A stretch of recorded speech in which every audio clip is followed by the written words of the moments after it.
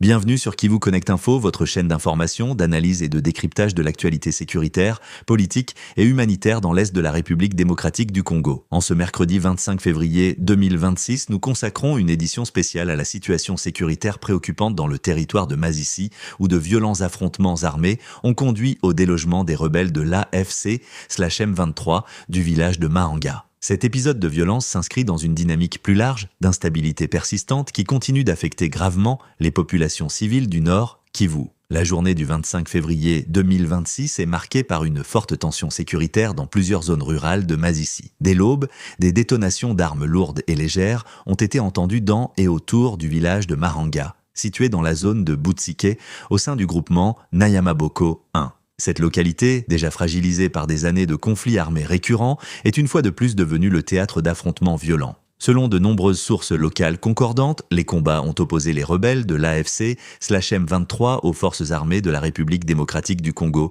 appuyées par les groupes d'autodéfense communautaires connus sous le nom de Wazalendo. Les forces gouvernementales auraient lancé une offensive depuis la localité de Buhimba, dans le territoire voisin de Walikale, dans le but de reprendre le contrôle de Mahanga. L'assaut a été particulièrement intense. Pendant plusieurs heures, les deux camps ont échangé des tirs nourris, provoquant une panique généralisée parmi la population civile. Des habitants témoignent avoir fui leur maison sans pouvoir emporter le moindre bien, cherchant refuge dans la brousse ou dans des villages voisins jugés moins exposés. À l'issue de ces affrontements, les éléments de l'AFC/M23 ont été contraints de se retirer du village. D'après les informations recueillies sur le terrain, ils se seraient repliés vers des zones boisées relevant de la chefferie d'Osso-Banyungu. Toutefois, ce retrait reste tactique et ne signifie pas la fin de leur présence dans la région. La situation sécuritaire demeure extrêmement volatile. Des sources locales indiquent que les différents groupes armés procèdent actuellement à des repositionnements, laissant craindre une reprise rapide des combats. La population vit ainsi dans une peur permanente,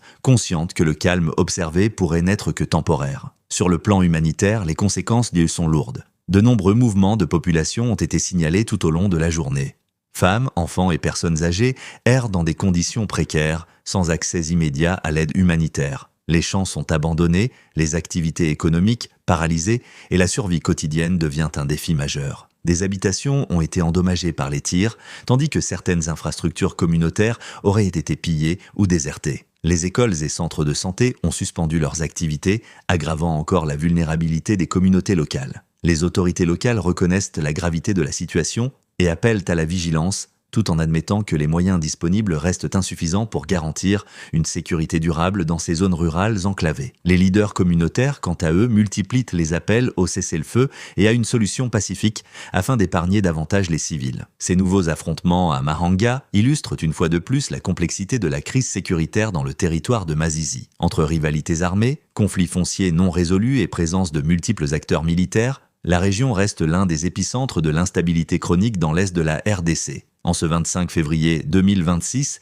la situation à Mahanga rappelle avec force la fragilité persistante de la sécurité dans les zones rurales du Nord Kivu, où les civils continuent de payer le prix le plus élevé des affrontements armés. Le délogement de l'AFC/M23 du village constitue un développement important, mais il ne garantit en rien un retour durable à la paix. Sans solutions politiques et sécuritaires globales, le risque de nouveaux combats demeure élevé. Kivu Connect Info continuera de suivre de près l'évolution de la situation à Masisi et dans l'ensemble de l'Est de la RDC afin de vous fournir une information fiable, approfondie et responsable.